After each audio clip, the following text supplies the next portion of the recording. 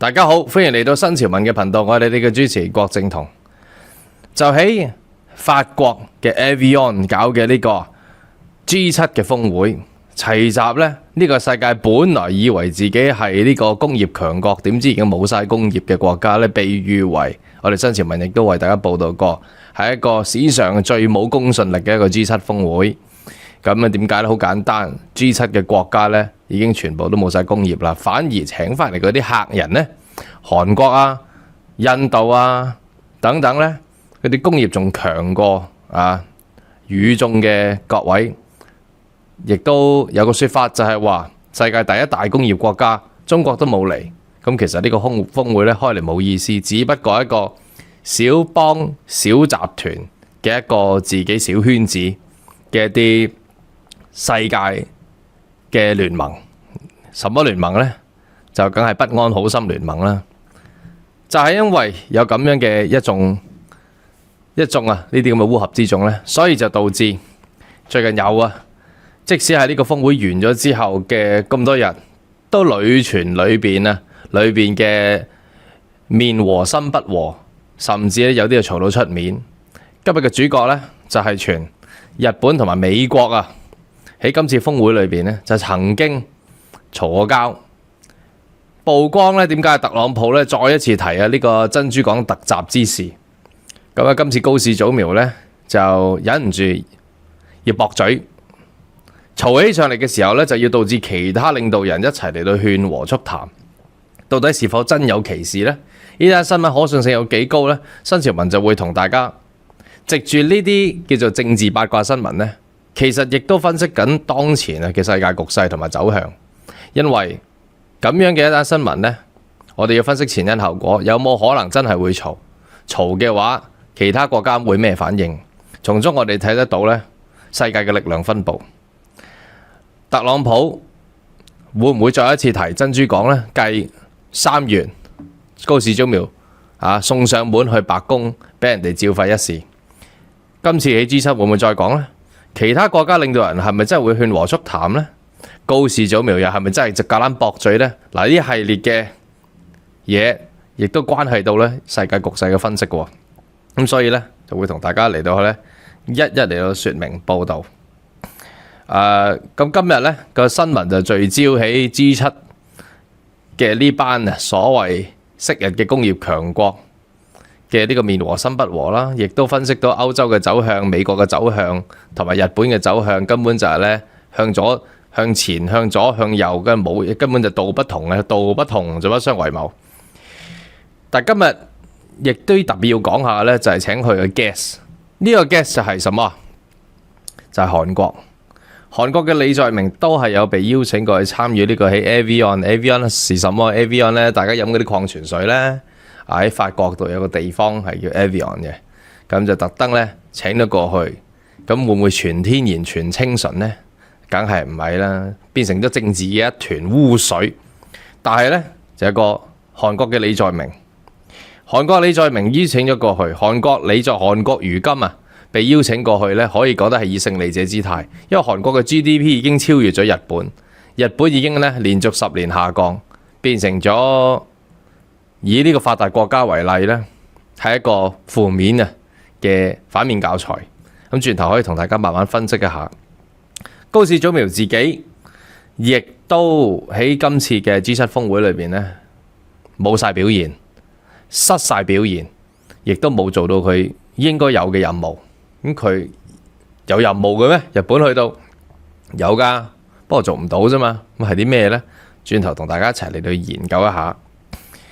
韓國嘅李在明係除咗高市早苗同特朗普頂頸之外呢，韓國嘅李在明係我今日嘅新聞嘅一個重點，要同大家一齊討論下、研究下嘅角色。咁佢因為呢，韓國一直以嚟打緊一樣嘢叫做平衡外交。今次去以贏日本嘅姿態出現啦，以真係有工業嘅國家嚟到出現啦，咁仲以咩身份嚟到出現呢？韓國一直都面面俱圓，同各個國家都結交，對住日本呢，亦都唔會直斥其非，亦都唔會動干戈嘅。不過韓國最近嘅平衡外交呢，可以講係發揮得淋漓盡致。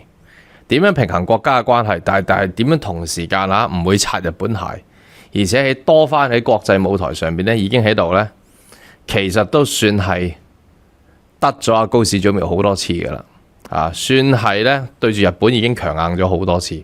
等我同大家一齊細數之後，呢隻笑面虎李在明即係當一個人點為之笑面虎咧？呢個人就一定係滿肚密圈同埋好多心，城府好深嘅。咁多個人咧就睇面相學成日笑騎騎咁望住你戴副眼鏡，基本上講嘢同埋笑嗰陣時候，你都睇唔到佢眼珠嘅，淨係眯起咗喺度笑，笑嘅表情咧就哇，一定係七成上面嘅，一開口講嘢就會咁噶啦。平時咧冇事冇幹嘅話，都係笑住咧。呢啲人咧表裏個差別好大嘅。佢裏邊咧要用極度滿肚密圈同埋極度嘅陰沉咧嚟到平衡翻表面嘅表情造作。呢啲就係正宗嘅笑面虎啦。不過呢隻笑面虎咧就選擇咗親中喎。咁我哋中國又會唔會因為佢講幾句親中嘅好話而咁容易就信佢呢？咁當然亦都唔會。但係我哋且容我哋喺度分析下咧，韓國最近點樣將平衡外交發揮得淋漓盡致。咁就當中包括咧喺 G7 峰會，特朗普去到已經係得罪晒所有人。咁我新潮文為大家報道過少少啦，嚟我去到扮大佬啦，遲到1個鐘啦。原來仲有好多嘢，特朗普咧係喺場內大大小小嘅事情咧都係得罪人嘅。咁如果有時間，仲會同大家講埋咧，就係特朗普點樣同呢個意大利嘅總理意大利總理 Meloni 咧就真係嘈起上嚟。咁有時間就講埋呢個。咁高市早苗呢樣嘢都仲要同大家一齊研究下個可信性。但係咧 Meloni 就係千真萬確嘅。有時間同大家跟進埋，冇嘅話就下一集亦都冇問題，冇所謂。因為新聞內容好多，表面上睇起上嚟以為我講緊佢哋啲領導人喺度嘈交啫，唔係，要帶出好多局勢嘅分析嘅。咁喺節目開始之前呢，我哋繼續更新少少資訊啦。咁而家呢，我哋新潮文嚟緊嘅呢個最美北疆之旅呢，就最後召集階段啦。咁我哋新爭取嘅最後嘅幾個機位呢，咁非常之難爭取到嘅，都係應團友們嘅要求，咁去到好似美伊和談嘅形式去爭取翻嚟嘅。所以呢，就真係最後噶啦。咁嘅時間呢，大家呢，如果想把握喺7月份，我哋7月20號出發嘅呢一團，亦都係北疆到陣時係去嗰啲花同埋風景最靚嘅時候。咁想把握呢個機會，亦都咧把握埋今次我哋係今年最後去北疆噶啦。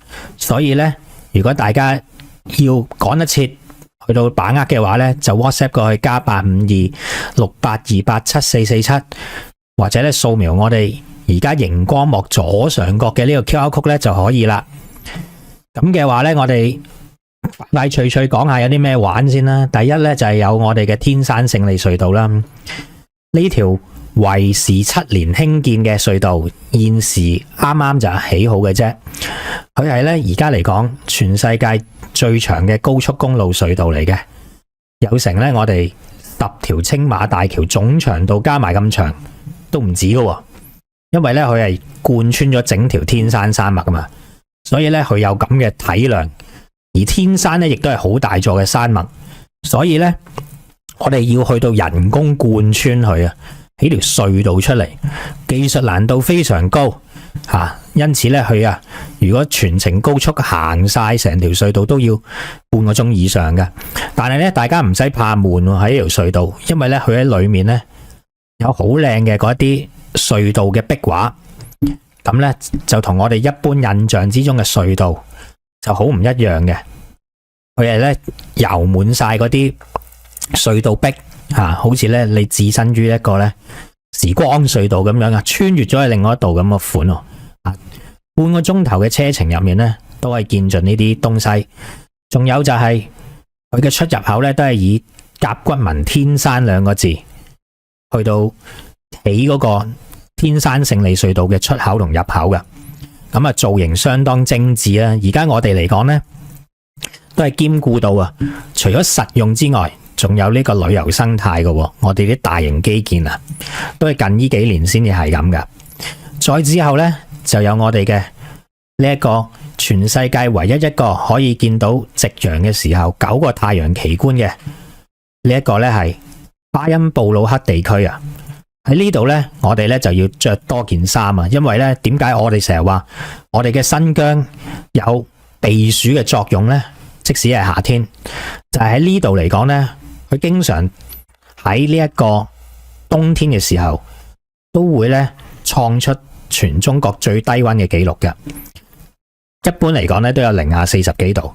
咁喺呢度嘅時間，我哋夏天呢就唔係冬天去，但係夏天呢，佢呢都係得10零度嘅啫。所以呢，我哋呢避暑一流，又要着多件衫啦。尤其夕陽嘅時候，咁我哋呢又可以見到呢個奇觀，又可以避開呢一個香港炎熱嘅天氣同埋人流，咁啊一舉兩得啦。再之後呢，就有我哋嘅呢個全世界乃至係啊，我哋呢個咁多條路拎出嚟啊，被譽為最靚嘅公路就係我哋嘅獨庫公路。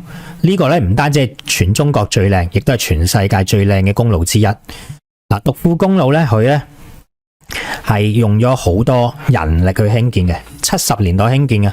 以前嚟講呢，就係一條國防公路，咁啊當中嘅血淚史，我哋到時去到睇下就知啊。但係呢，以前就完全唔開放嘅，而家呢就國防需要減低咗，咁但係呢，一年都係只係開得幾個月嘅咋，因為呢，佢長年冰封噶，啊1年9個月都係冰封狀態嘅。咁我哋呢就趁住呢個季節呢嚟到去玩啊，當中最靚嘅路線，我哋會升級呢個商務7人車啊，去到呢帶大家玩盡呢個精華之中嘅精華，抽取獨庫公路最精華嘅一段，然之後呢就帶大家用最舒服嘅形式呢，就嚟到睇啊呢一段我哋俗稱為瑞士風光嘅公路。再之後同樣都係嘅，都係呢擁有到瑞士風光嘅，就係呢一個呢全世界公認為最具立體層次感嘅花海，呢個就係那拉提花海啦。喺呢度呢種咗啊上百萬棵唔同類型嘅花，咁咩顏色都有嘅。佢仲同遠處嘅高山同埋雲杉同埋天空呢，就組成到一幅啊色彩飽和度極高嘅一幅現實版油畫。再之後呢，喺佢嘅隔離仲有啊世界4大嘅靚景草原之一嘅呢一個那拉提空中草原。呢度呢係匯合咗森林、雪山、河流，加上草原自己本身4為一體而成嘅。同樣地，獨庫公路、那拉提花海同埋呢個呢空中草原，我哋呢就稱之為啊瑞士般嘅風光。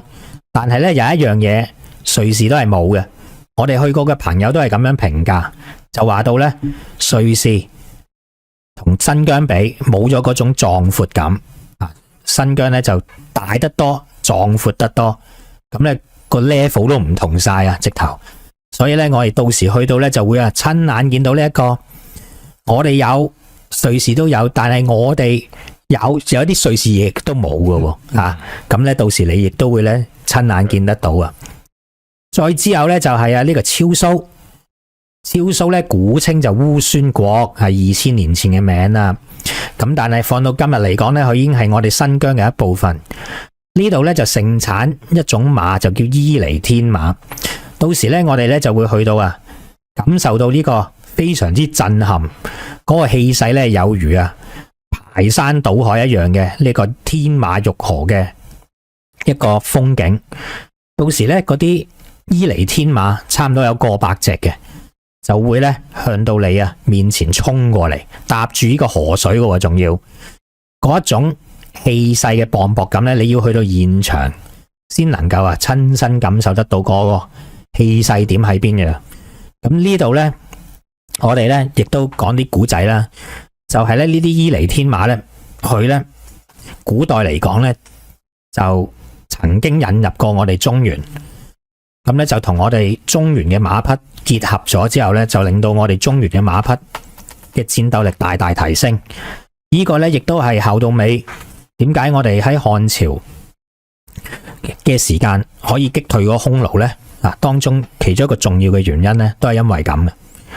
再之後呢，就有我哋而家嘅健力士世界紀錄保持者啊，呢一個城市就叫做特克斯啊。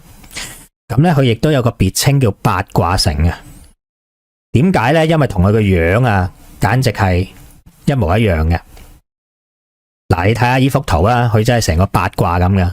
因為呢，佢係按照住呢個周易八卦嘅方位設計嘅城市，亦都係現時嚟講世界最大最完整嘅八卦城嚟㗎。喺呢度呢，憑住咁獨特嘅設計，成個城市呢係唔需要有一盞紅綠燈嘅。所以嚟講呢，呢個嘢相當神奇啊！去到今日啊，雖然佢百幾年前建成嘅呢個城市，但係去到今日呢，依然啊都可以唔需要靠紅綠燈，都可以保持到嗰啲交通往來預流，非常之神奇。到時呢，我哋就去到睇下當中個奧妙之處，解構一下我哋中國古人嘅智慧究竟係點樣，去到今日依然有用嘅。再之後呢，就係我哋嘅世界3大薰衣草基地之首。呢一個咧，中國新疆伊寧嘅薰衣草之鄉啊！我哋呢個咧就3大世界薰衣草基地嚟講最大噶啦，達到咧5000公頃嘅面積。然之後咧就係法國嘅普和朗斯，佢就4000公頃。排第3個咧就係香港人好熟悉嘅日本北海道，但係咧佢只得20公頃嘅啫。所以咧，我哋新疆伊寧呢個薰衣草咧，如果講實際面積就係足足係呢個北海道嘅200倍咁大啊！根本就唔係同一個體量啊！我哋遠大於佢。仲有我哋7月份出發嘅時間呢，就有機會見到一片無盡、一眼望唔到底嘅嗰啲紫色花海啊！咁咧，你一眼望唔盡嘅紫色，我相信你人生裏面都冇乜機會咧見到呢一下噶。7月份呢，我哋就有機會見到，因為呢，到時係嗰啲薰衣草開得最茂盛，亦都係嗰啲農民未收割嗰啲薰衣草嘅時間嚟嘅。咁再之後呢，就有我哋呢個賽里木湖啦。賽里木湖古稱就叫淨海，淨化個淨，海洋個海。古人之所以叫佢呢個名呢，其實都係好直觀嘅。首先就係佢時至今日都係咧全世界嚟講嘅最純潔嘅高山湖泊之一，佢嘅湖水咧非常之純潔，而且咧帶有一種藍寶石嘅藍色嘅。再加上咧佢四周有群山環繞，有野花遍地，仲有一種風光咧好特殊嘅，就係咧當佢天氣好嘅時候咧，好容易就會同個天空形成鏡面效應。難怪咧古人經過呢笪地方嘅時候，就會叫做淨海。首先呢，佢個面積大到好似個海咁，但係其實係一個湖嚟嘅。而且呢，經過咗咁靚嘅風光啊，有如呢淨化心靈一樣。所以呢度嚟講，時至今日啊，淨海呢個名呢，都完全係孭得起，有餘嘅。再之後呢，就係我哋嘅呢一個好少人提及嘅中國版大峽谷，獨山子大峽谷。喺呢度嚟講呢，佢係頭先我哋講過有座天山山脈噶嘛。天山山脈頭先我哋打通條隧道就天山勝利隧道啦。但係如果用自然嘅方式去將佢打通呢，就係呢個天山大峽谷啦。喺呢度嚟講呢，佢經過咗天山嘅雪水，經過好多萬年衝擊而成嘅一個垂直皺摺地貌嚟噶。佢亦都被中國國家地理雜誌評選為同美國大峽谷不遑多讓嘅世界級大峽谷奇觀。得益於天山山脈嘅龐大，所以呢，我哋由天山雪水衝出嚟嘅呢條大峽谷呢，佢嘅氣勢同埋壯闊感呢，完全係唔會輸俾美國大峽谷嘅。到時呢，我哋就可以見到呢一個獨富公路嘅終點點樣呢，以呢個大峽谷嘅形聲畫上呢個完美嘅句號。再之後嘅就有我哋3隻馬，3隻寶馬。第一隻我哋會見到嘅，到時我哋咧會去一個叫汗血寶馬基地，就嚟睇睇呢個傳說中嘅汗血寶馬有人話佢可以一日行1000里，然之後有人話佢跑起上嚟嘅時間呢，就仿如一邊出汗一邊流血，所以就叫汗血寶馬。咁到時你就會見到呢一啲傳說中嘅汗血寶馬，究竟佢同一般嘅馬有咩唔同？點解佢可以日行1000里嘅？又或者佢跑起上嚟嘅時間係咪真係一度流血一度流汗噶？係咪咁樣嘅呢？嗱，到時呢，我哋唔單止見到喎，仲可以呢親自有機會摸到佢啊！因為呢，佢哋有一個環節就係俾你請佢食嘢嘅。嗱，呢啲汗血寶馬呢，隻隻都價值不菲嘅，最平嗰啲呢，拍賣價最平都數以幾百萬計啊！哇，貴嗰啲呢，嗰啲法拉利啊，係啊，起碼400-500萬，貴嗰啲呢，幾千萬都有啊！所以呢，佢係以血統珍貴見稱嘅。係啊，唔單止貴過法拉利，仲貴過布加迪啊，即係澤連斯基老婆嗰啲車添。最貴嗰啲汗血寶馬係貴過佢噶。係。再之後呢，仲有呢個呢，就係以稀有度見少嘅普氏野馬啦。嗱，普氏野馬呢，就係原始馬嚟嘅，即係等於呢，我哋以前成日聽見嘅吓，喺北京度有啲北京猿人咁樣噶嘛。咁佢同我哋現代嘅人係有分別嘅，可以話係另一個物種，人類嘅原始嘅物種啦。咁馬其實一樣都係有嘅，呢啲呢，就係普氏野馬、原始馬，亦都係現時嚟講呢，世界上唯一幸存嘅原始馬。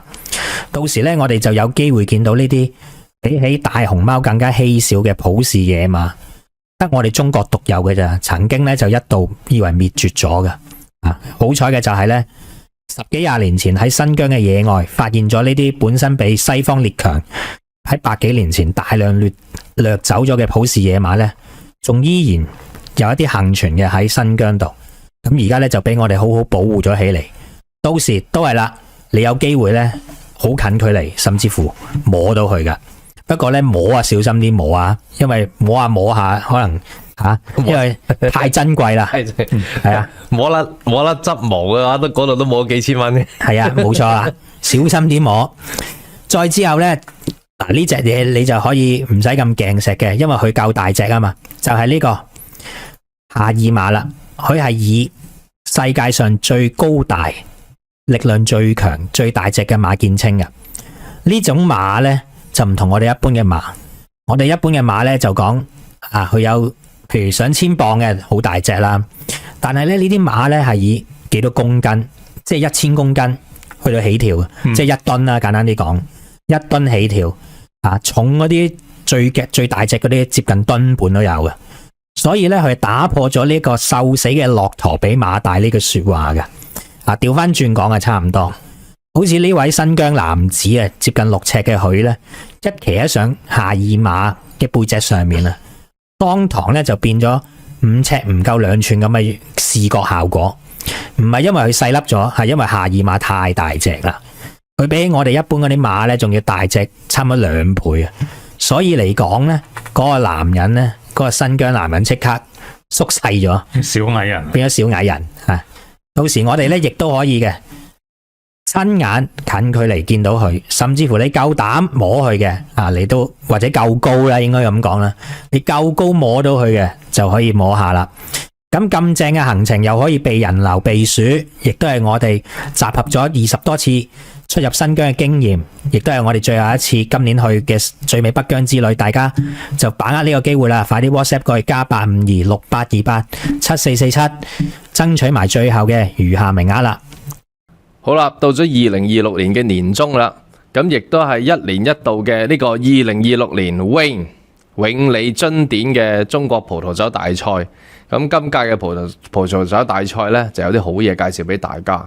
有一支酒就榮獲咗今屆2026年永利津典年度最佳嘅中國葡萄酒，就係嚟自葡上酒莊嘅呢支春華乾紅2019年。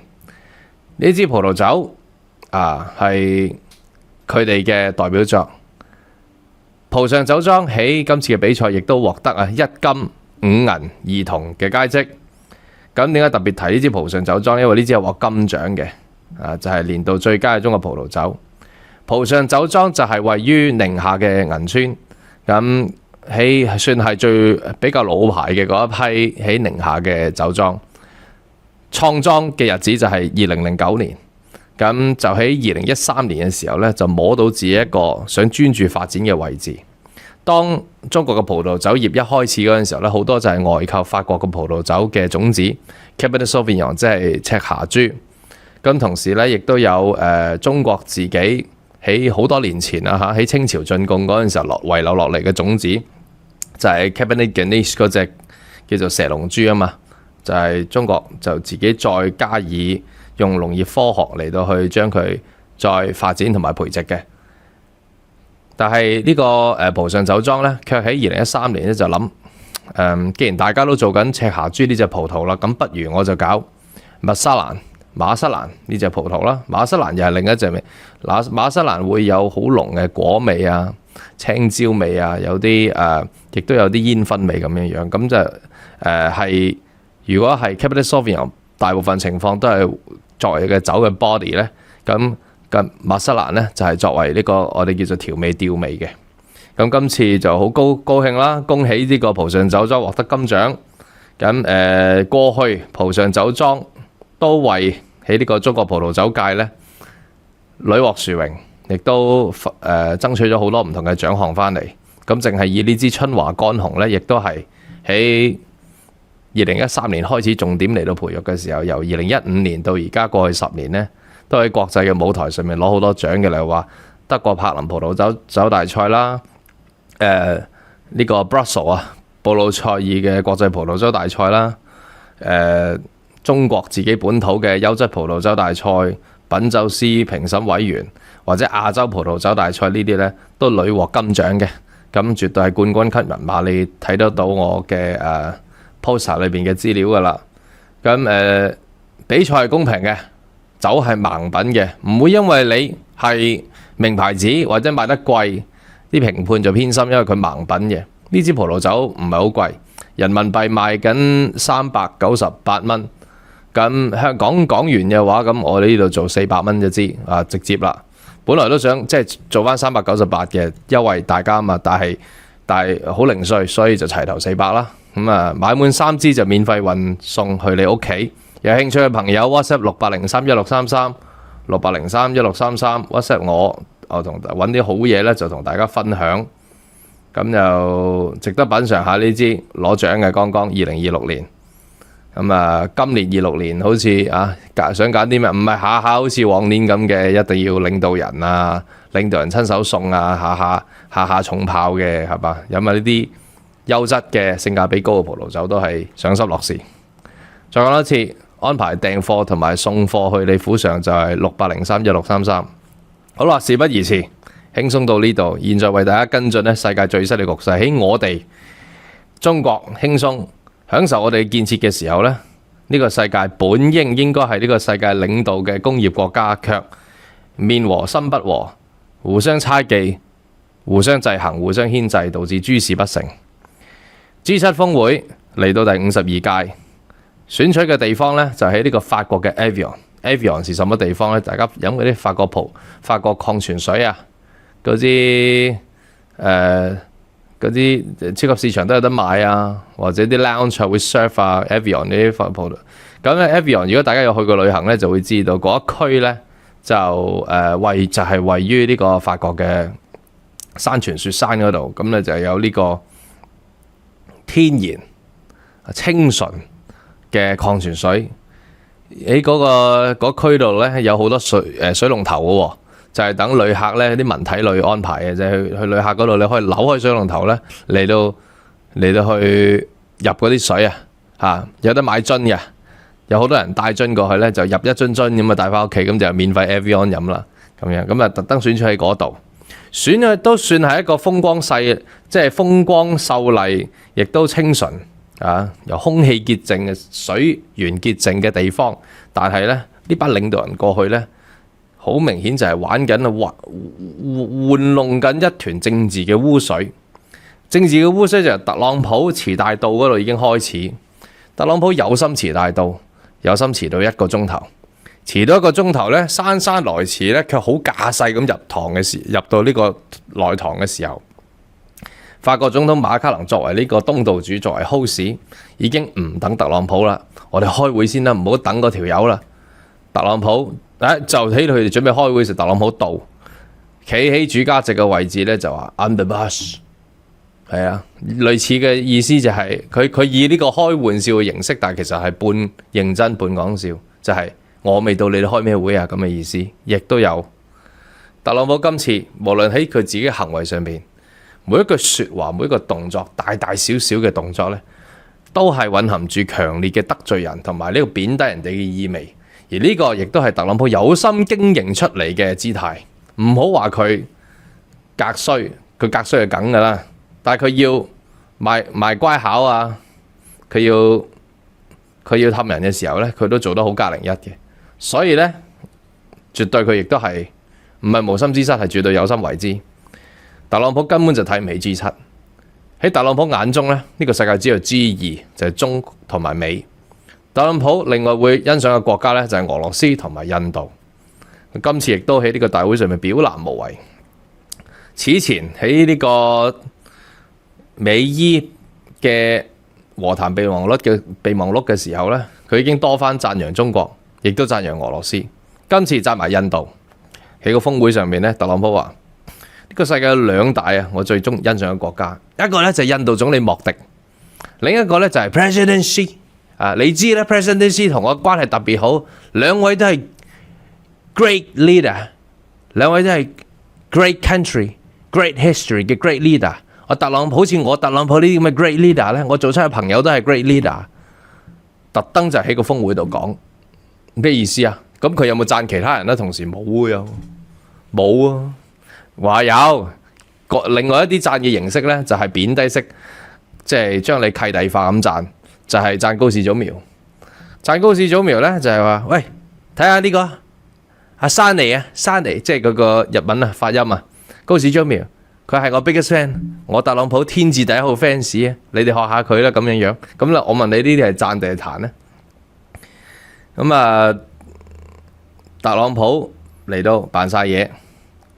今日嘅主角咧就唔係講特朗普針對得罪其他人，係特朗普有冇同阿高市早苗有冇頂頸特朗普發脾氣啫。咁我哋講咗呢樣先，之後先講特朗普有其他位啊點樣去特登得罪人哋。咁咧，最後如果有彩蛋咧，大家法國總統馬卡龍都特登咧喺個國際舞台上邊，用法式同埋高深嘅方式嚟到串翻特朗普一下，即係串佢話佢證明佢係一個財大氣粗同埋冇 taste 嘅人，咁樣。咁啊，即係點樣可以做得到呢？咁就留意節目嘅尾段嘅彩蛋。我哋講咗今日嘅主角先，到底特朗普有冇真係再提珍珠港突襲之事，然之後咧令到高市早苗今次要駁嘴，然之後兩個就頂頸，導致其他領導人呢要勸和呢？咁呢樣嘢我哋就要嗱，大家冇影到嘅，但係就話係全球媒體面前，喺啲記者面前，我哋就要睇邊個記者將呢單新聞開始報導出嚟先，就係法國媒體報導嘅。法國媒體報導到底佢係按事實咁報導啊，因為真係發生過啊？定還是法國開始利用媒體嘅力量喺度煽風點火？煽風點火就係想煽美國同埋日本嘅不和，咁啊減少美國同埋美國對日本嘅幫助。咁係人都知日本想搞咩噶啦？你知我知 G7 都知，就係呢個高市早苗想發動戰爭，想復辟軍國主義，唔使講，係人都知噶啦呢樣嘢。咁所以如果有心人喺度搞事，想製造美日不和嘅話呢，好明顯就係想孤立高市早苗。而孤立高市早苗呢個動機成唔成立呢？絕對成立，因為今次呢個 G7 峰會呢，所有人都孤立緊高市早苗，唔係因為佢英文差，唔係因為佢樣衰，而係真係大家都知高市早苗想搞乜嘢。而喂，我幫你即係等於即係等於敵對中國，冇錯。歐洲人係需要敵對中國咧嚟到攞票嘅，攞印象分嘅，呢樣係事實。但係喺經貿方面，無論法國、德國，甚至意大利，佢都極之需要同中國嚟到去經濟合作啊嘛。咁喂，冇錯，中國當然喺稀土方面咧有絕對呢個領域嘅控制。咁所以咧，呢個歐盟就算點樣講話佢哋要稀土獨立，佢哋都不敢啊喺貿然啊喺度敵對中國嘅。我哋嗱呢啲唔係得個講字嘅，全部係有數有理有據。咁喺 G7 峰會佢哋簽嘅宣言嗰度咧嘅內容，我哋會睇得到佢哋唔敢喺稀土嘅問題上邊咧講任何挑釁中國嘅嘢。之後我哋再講李在明。特朗普喺3月20號嘅時候，當高市早苗訪白宮即係送上門啦。咁特朗普要扮嘢噶咯，人哋嚟嚇俾面佢就有風使盡嚟。記者問到，因為3月20號已經係伊朗戰事嘅1個月啦嘛，2月28號突襲咗伊朗嘅哈梅內伊，同埋佢哋嘅裏邊嘅內閣成員。面對記者問，到底你哋美國喺開戰之前有冇通報同伊朗？如果冇嘅話，是否呢個係一個犯咗呢個戰時守則嘅行為？特朗普就話啦，如果通報咗嘅話，我邊可以咁成功嚟搞掂佢40幾人啊？係嘛？呢個好明顯就係一個超級成功嘅呢個突襲攻勢。喂，講到突襲，你問下隔離呢位仁兄啊，係咪日本啊最清楚啦？係嘛？當年呢個珍珠港咁樣。咁啊，嗰陣時候咧，令到高市早苗咧完全唔識得應對，因為千祈唔好以為，因為幾樣嘢，第一佢英文差唔識應對，第二佢冇咁嘅急才，佢亦都唔識應對，第三佢亦都冇咁嘅權力，佢自己諗啲嘢出嚟應對。嗱，呢個第三個 point 好緊要。高市早苗係一隻 puppet 嚟嘅，佢係背後咧，我生前咪講好多次噶啦。唔好聽出邊世界嘅新聞同埋時評講高市早苗喜歡做什麼方法，高市早苗喜歡點辦事，冇高市早苗喜歡嘅。高市早苗背後就係日本嘅大家族、大財閥、大軍工背後嘅利益，即係大工業啊嘅背後嘅利益，就係佢哋背後嗰班咁樣嘅極端民族主義、極端嘅皇軍主義分子，係未死得盡嘅。咁佢哋想復辟，就揾咗高市早苗嚟到執行呢個策略，就係咁樣啫，唔關高市早苗事嘅。當然高市早苗亦都係最狂熱粉絲嗰個啦嚇，所以先揾佢做啦。所以佢翻到高市早苗翻到日本呢，係俾人照肺嘅，因為呢個始終係一個不得體嘅嘢。即係如果高市早苗唔回應，亦都唔回應得有頭有面嘅話呢，翻到去係俾國民令到佢覺得佢喺國際舞台上面咧，俾人串都唔出聲咁樣樣，咁佢係失威嘅。所以應該係高市早苗咧喺3月20號，特朗普咁樣突然間攞完珍珠港出嚟講嘅時候咧，佢係翻咗去有一眾嘅幕僚啦，有一眾嘅公關啦，甚至係一眾嘅嗰啲佢哋嘅黨裏邊嘅元老啊，教佢應該點講，俾咗一套説法佢點應對。如果下次再有呢啲咁嘅言論或者佢再提珍珠港嘅話，應該點應對？咁你隔住個海108000里，咁你寫出嚟個稿又可以好有型啫。咁但係現實啊，喺現實嘅社交同埋喺語氣嘅博弈上邊，你唔係真係背稿噶嘛？你攞咗當中嘅意思睇下點演繹噶嘛？咁點演繹即係高市早苗都唔識英文係嘛？無論係高市早苗自己同埋高市早苗隨行嘅翻譯，應該都有嗰份應對嘅稿嘅。所以極有可能呢，今次特朗普再被記者提，就係你主動向伊朗發動戰事嘅時候，點解唔同 G7 嘅國家今日在座嘅國家嚟到通報，甚至唔同你嘅盟友日本啊嚟到通報啊？咁特朗普呢，就有兩重嘅答案嘅。特朗普首先就係問呢啲問題呢嘅記者唔止一個，有一眾。包括日本嘅記者，日本嘅記者呢，就用佢僅有嘅英文能力呢嚟到去好辛苦咁講話，點解唔尋求 G7 今日在座嘅國家嘅 military support 同埋日本嘅 military support， 啦啦啦咁樣啦。特朗普完全聽唔明佢講咩，Air Force 咩 Air Force 啊？喂佢噏咩啊？魯比奧啊答佢老細，魯比奧自己都唔係英文人，佢係拉美人嚟噶嘛。佢答老細，佢話點解你唔同啲盟友講唔揾尋求日本幫助，跟住特朗普就即刻上電啦。咩唔尋求啊？你知唔知？特朗普嬲啦。點解嬲呢？聽佢點講你知。特朗普話：一開始打嘅時候呢，個個都耍手擰頭嘅。呢班友啊，咁樣後邊嗰班 G7 嗰班，個個都唔願意參戰，個個都縮頭烏龜嚟嘅。咁就直至到幾時啊？直至到幾時？直至到我開始贏嘅時候，直到我開始 win 嘅。Everybody wants to be part of it. Everybody they want to be part of it。即係特朗普想話：喂，我開始嗰陣時候你唔參與，到我開始贏嗰陣時候，你個個想走出嚟抽水，想走出嚟黐咁嘅意思。嗱，呢啲就係串晒全世界啦，得罪全世界嘅言論啦。當然係咪呢個亦都係咪事實呢？呢個亦都係事實。成個歐洲係根本唔夠膽打呢個中東嘅。一開始頭嗰1個月咧，冇人夠膽幫手。咁之後到有啲國家表態話開始可能喺呢個防空系統啊，或者呢個空域上面開始可以溝通同埋開始幫忙咧，嘅時候就係霍爾木茲海峽關閉得太耐，受困得太耐，因為影響緊經濟同影響緊物流運輸同能源之餘，同埋咧就係伊朗對以色列以外嘅國家，即係嗰啲海峽6國咧，嗰啲攻擊越嚟越犀利啦。基本上我哋事後睇翻個數據都知道，例如話打巴林、卡塔爾、打阿聯酋嗰啲，直情佢哋係仲多過打以色列嘅。咁所以佢哋開始首先自一開始喺 G7 諸位嘅美軍基地，佢哋都係飛機升空啦。咁但係的而且確一開始嘅時候呢，無論係德國、法國、意大利，佢哋都唔俾任何領空嘅使用係同呢個伊朗戰事有關嘅。除咗佢哋驚伊朗喐埋佢哋之外呢，佢哋就係歐洲人，佢哋亦都要保持，我要扮中立，我要扮高尚，扮道德高地，我唔可以參戰噶嘛，唔可以沾呢趟呢趟污水裏邊。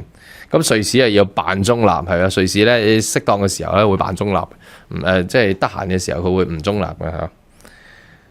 歐洲嘅咁所以咧導致喺美軍嘅戰機咧要喺呢個所謂嘅直布羅陀嘅海峽啊，直布羅陀海峽嗰度咧，跟住喺個地中海西嗰度，向東嚟到行，咁嚟到去繞道而行，先至去中東嘅戰場。咁但係問題係咧，行呢個地中海線嘅時候咧，又遇到一個叫做西西里嘅地方，即係呢個意大利對落咧嘅個 Sicily 嘅嗰個島嗰度。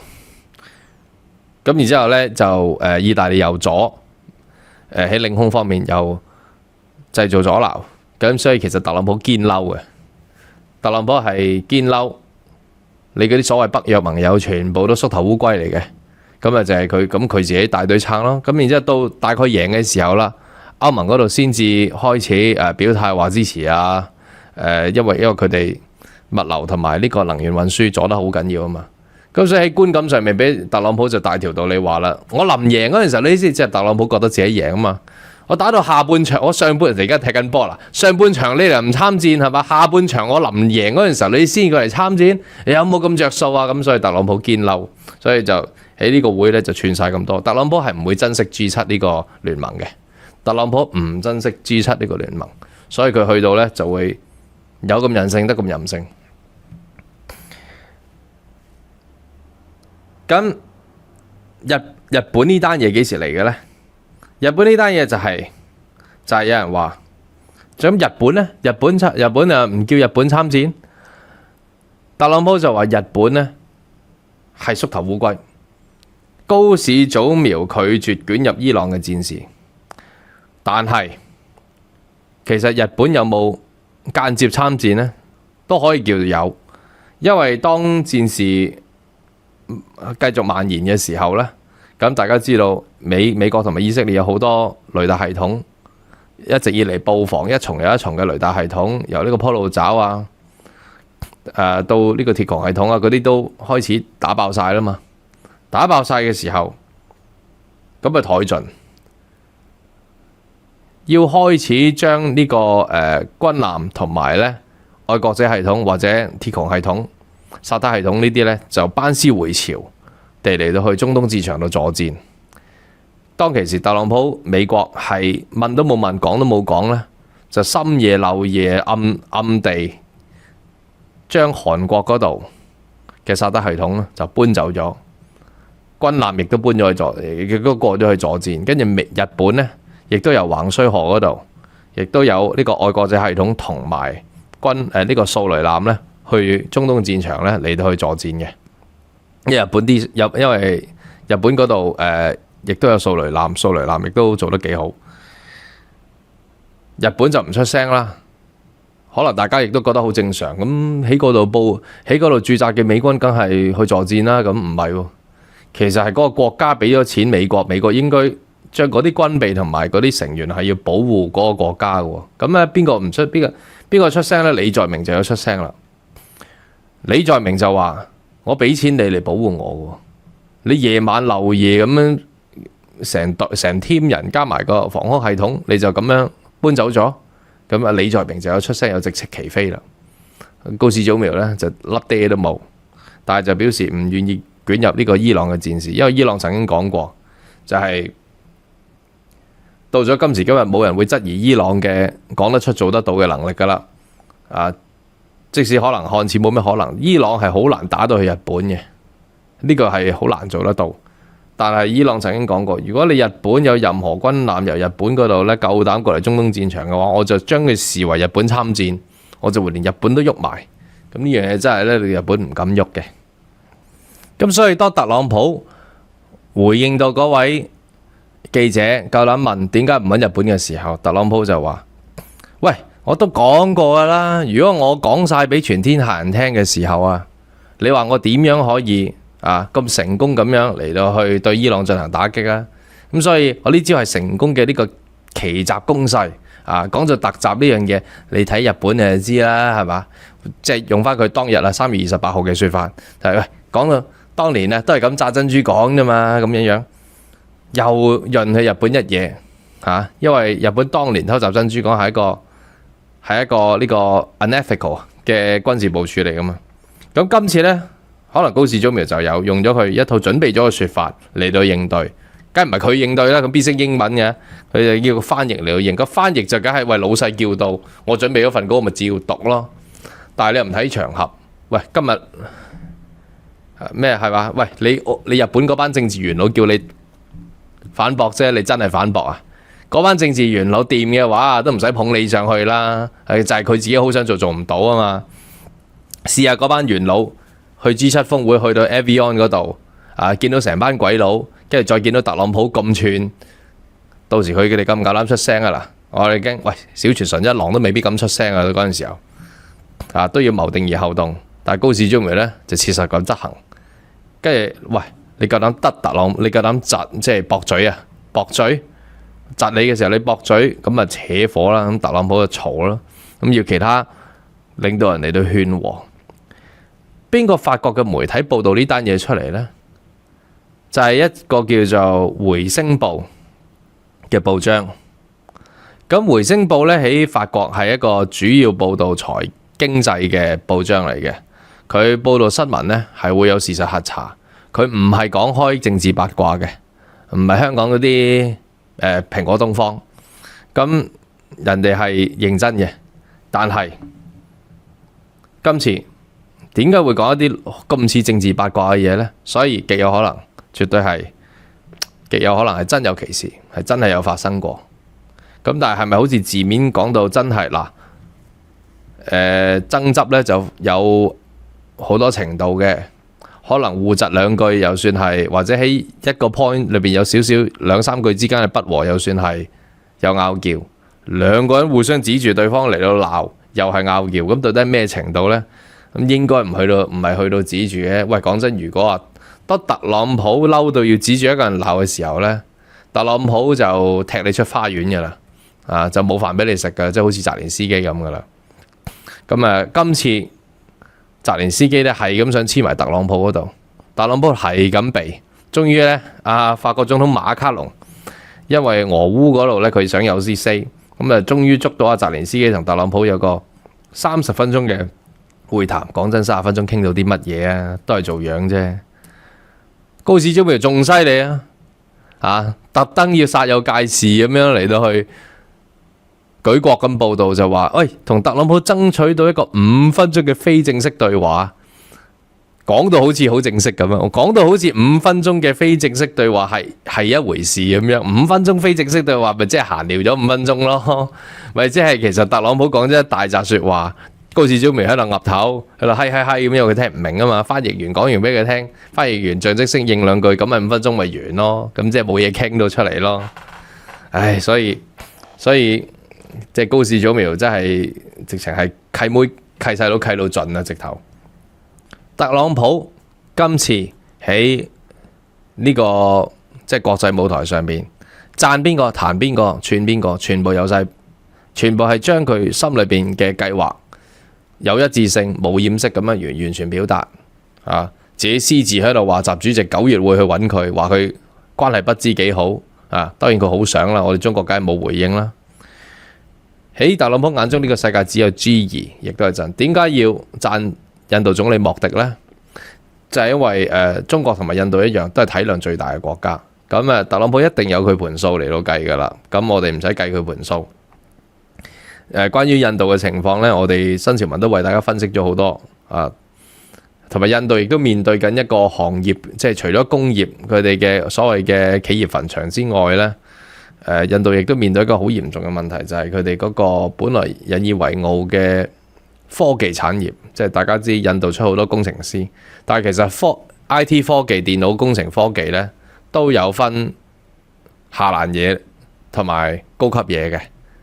咁喺呢個即係電腦科技嘅世界裏邊，嗰啲比較低級嘅編程同埋操作呢，咁好多都外發咗俾印度嚟去做，因為嗰啲都係需要有知識水平同埋智慧技，即係嚟到去做嘅，即係專業，嗰啲都係專業人士。問題係嗰啲咧已經大量咁俾 AI 取代，咁所以而家印度面對緊一個即使佢哋係自豪嘅印度工程師啊，印度呢個電腦人才咧都面臨被取代嘅極大嘅風險，所以即係印度其實都多事之秋啊，唔係多事之夏天啊，多事之國。咁特朗普到底同印度總理莫迪條數呢？我哋日後再慢慢嚟到分析。而家特朗普其實冇諗好多嘢嘅啫，其實大家亦都唔使睇得太複雜。喺佢眼中，而家佢只有2樣嘢：第一，中期大選，有啲咩中期大選之後先好講，諗唔到太耐。第二，9月習主席會唔會去美國？如果習主席9月去美國嚟到訪美嘅話咧，特朗普就入球啦，特朗普就威威食雞啦，因為有得傾 deals， 有得 sell 中國買嘢，中國買嘢之後拉到票 ，make deals， 特朗普可以 make deals， 咁可以有助佢中期大選嘅聲勢嘅聲望。高市早苗自己呢，喺個咁嘅國際舞台上邊，用咗佢冇咩 international exposure 嘅方式，扮日本乖巧咯，英文能力又唔高。我夠膽判斷就係呢個珍珠港。以特朗普嘅性格，珍珠港呢樣嘢佢唔會淨係提一次，佢再提多次。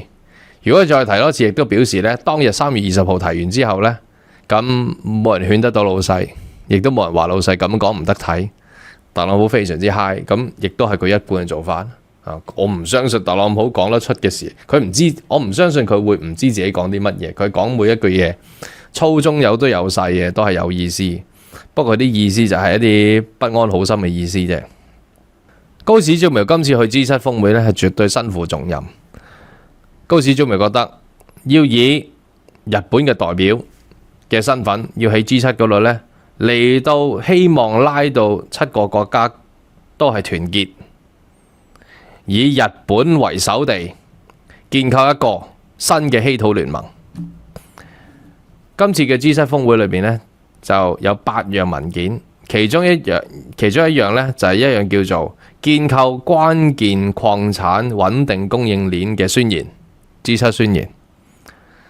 呢樣嘢需要日本嚟到去帶頭，因為目前喺咁多國家嚟講，只有日本先有咁嘅技術，同埋最有可能呢，攞住啲礦係煉得到稀土金屬嘅，只有日本最有可能做得到。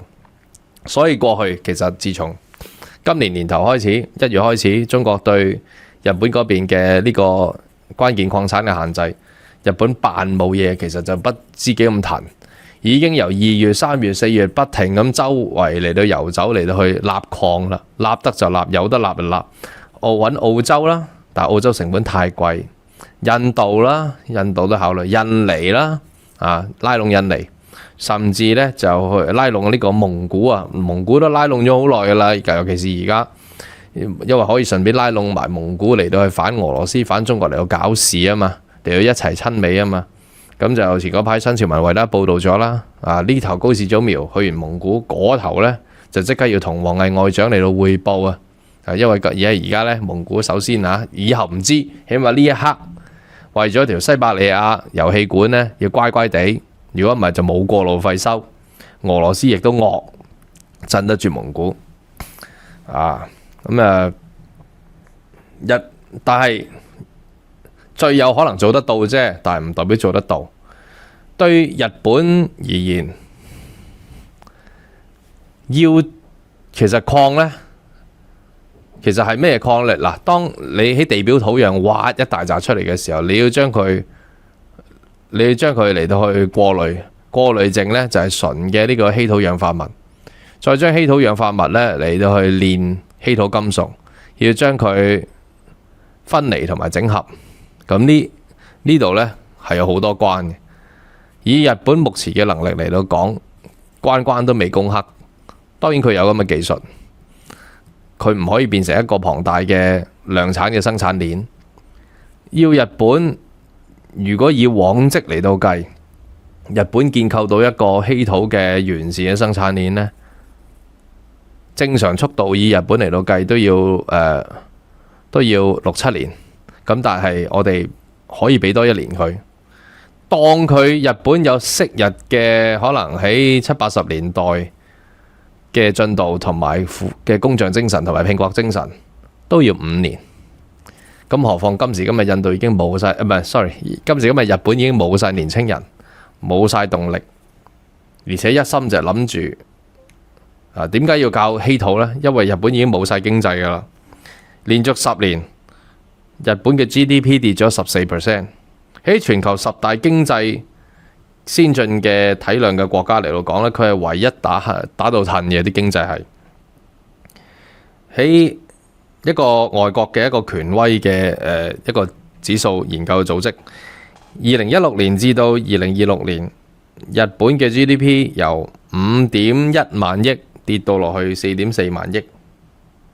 咁其他經濟體都有增長嘅，係得佢咁跌啫，即係佢跌咗成1萬億。如果大家有留意新聞嘅話呢，喺早前大概幾個月前，韓國已經超越咗日本啦 GDP。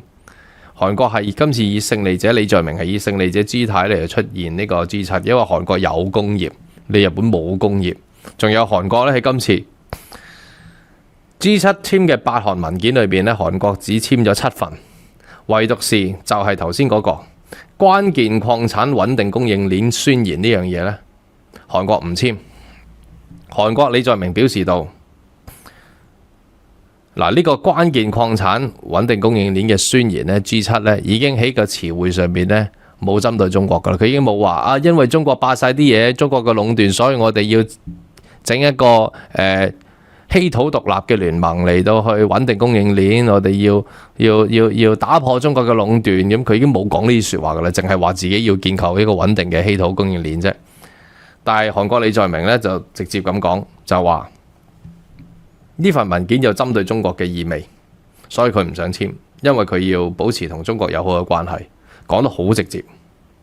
李在明已經喺過去幾個月呢，其實説話講得好直接噶啦。以一個曾經係美國、美日韓聯盟 AUKUS 嘅成員嚟到講，以一個一貫作風都係親美嘅國家嚟到講，以一個出邊係有呢個美軍基地嘅國家嚟到講呢，李在明喺過去呢幾個月呢嘅説話講到最盡嘅啦，已經即係喺我哋唔好期待佢可以指住高市中咪嚟到鬧或者鬧美國，咁呢個冇可能發生嘅，亦都唔應該期待其他國家領導人會做呢啲嘢。冇可能嘅，唔係個個國家都係俄羅斯同埋北朝鮮嘅。但係我哋一齊研究下李在明喺如何做到呢個平衡外交上邊。平衡外交，李在明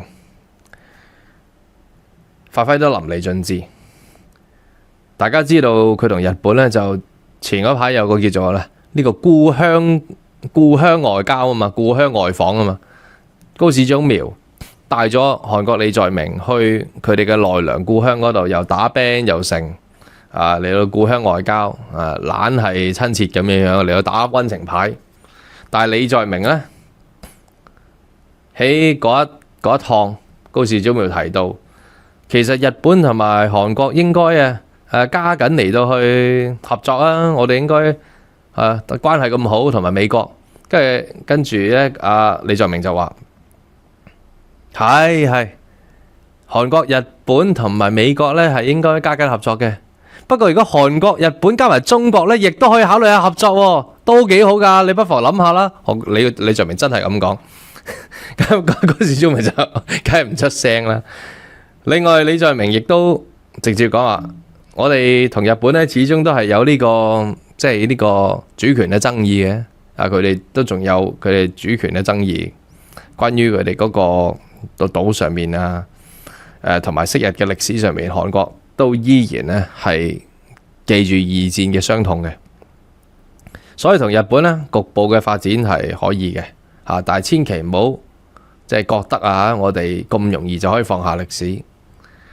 咁咧，今次咧高市早苗去完韓國咧，又去李在明嘅府上邊咯喎，又再去李在明嗰度又玩人哋啲眼鏡係嘛，跟住又同人哋閒聊嘅時候，又邀請人哋去日本浸溫泉，話佢邀請，唔係日本邀請佢去日本浸溫泉，係高市早苗邀請李在明一齊浸溫泉，跟住又同佢講話，喂，你知唔知我屋企好得意，我鬧鬼嘅夜晚咁啊！總統，因為大家知道啦，我新潮文都為大家報導過。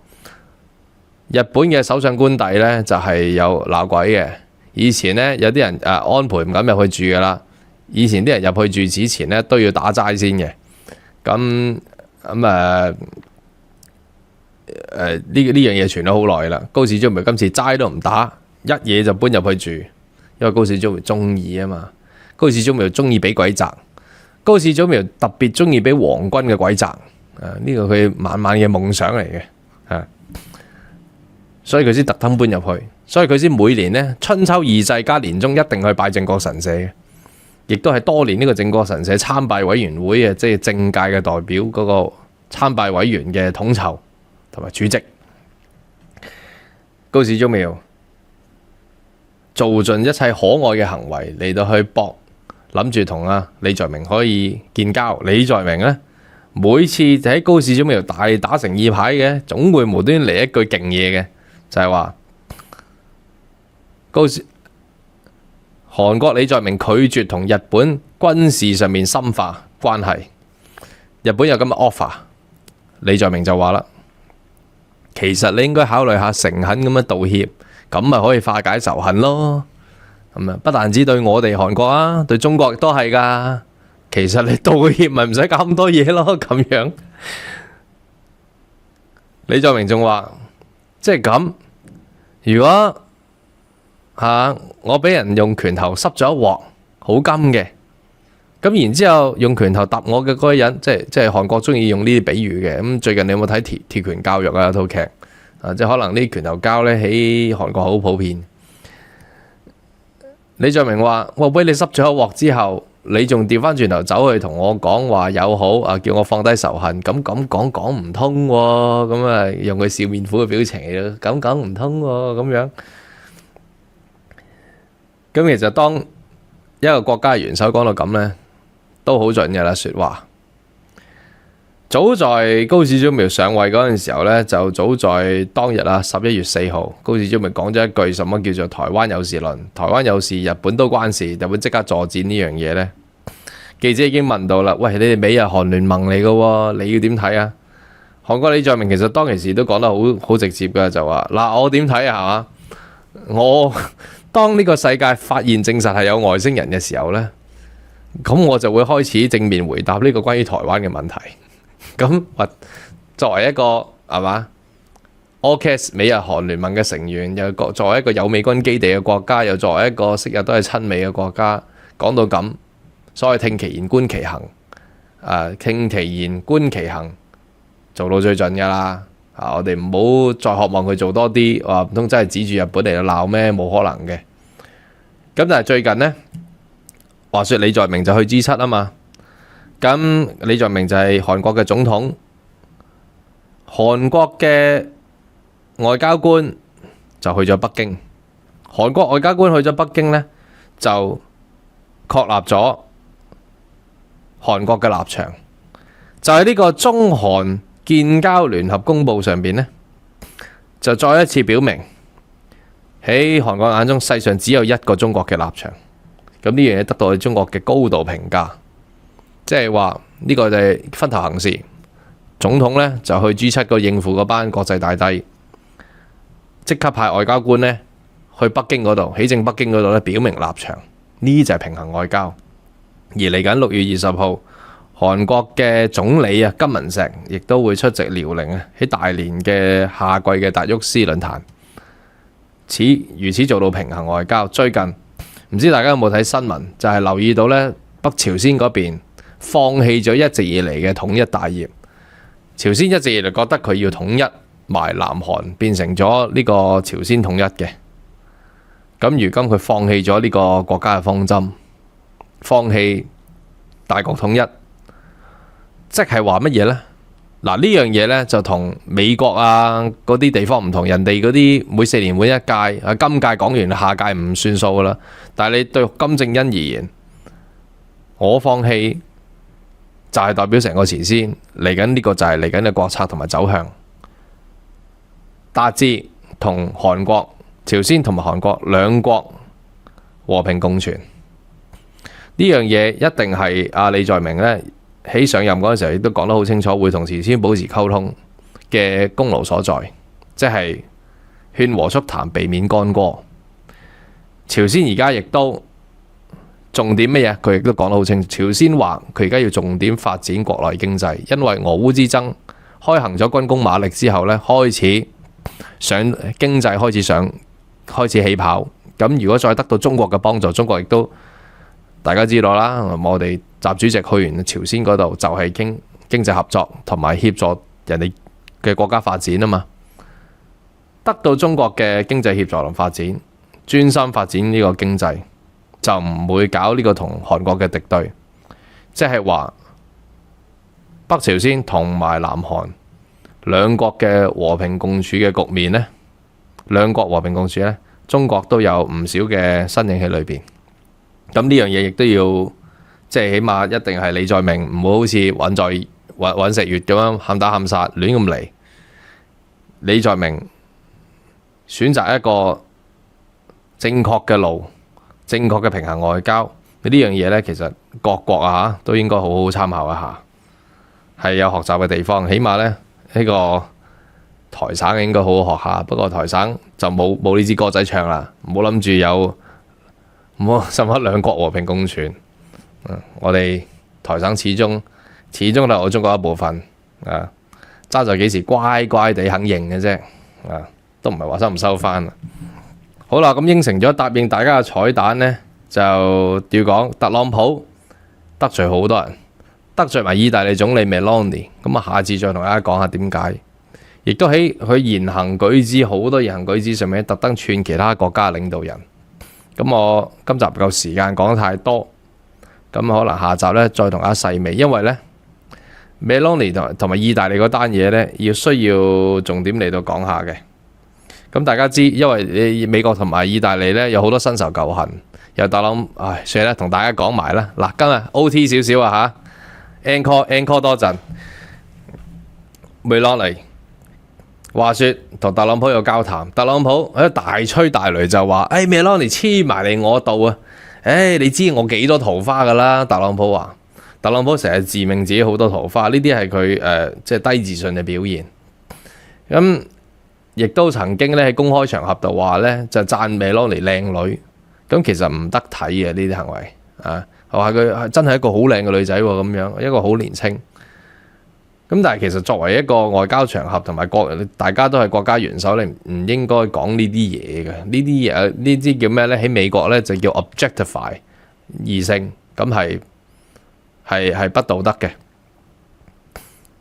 甚至特朗普自比係呢個神嘅化身嘅時候呢，就得罪埋呢個教宗梵蒂岡教宗。咁你知啊，對意大利人嚟講，教宗視教宗如梵蒂岡元慶噶嘛，咁就一定要同特朗普撐到行。今次特朗普居然就話Meloni自己黐埋嚟求我影相，我見佢咁可憐，我同佢影下相啦咁樣樣。即係特朗普嘅我哋叫打嘴炮，呢啲叫做口行行亂咁噏，生草藥啊亂噏，但係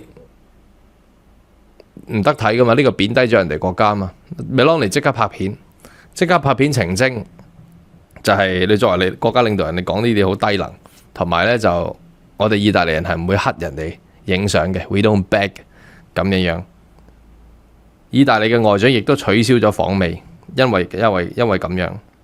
其實Meloni一直以嚟咧都唔滿意阿 Trump 噶啦。其實喺 Trump 啱啱上位嘅時候，喺一次國際嘅峰會上邊咧，喺去年特朗普啱啱上位，Meloni已經就住特朗普嘅安排已經多番喺度反白眼嘅啦。對法國總統馬卡龍話：係啊，特朗普中意點點點啊嘛。咁Meloni聽到之後咧都搖晒頭，反晒白眼。你知啲意大利人好熱情嘅，啲表情寫晒上面。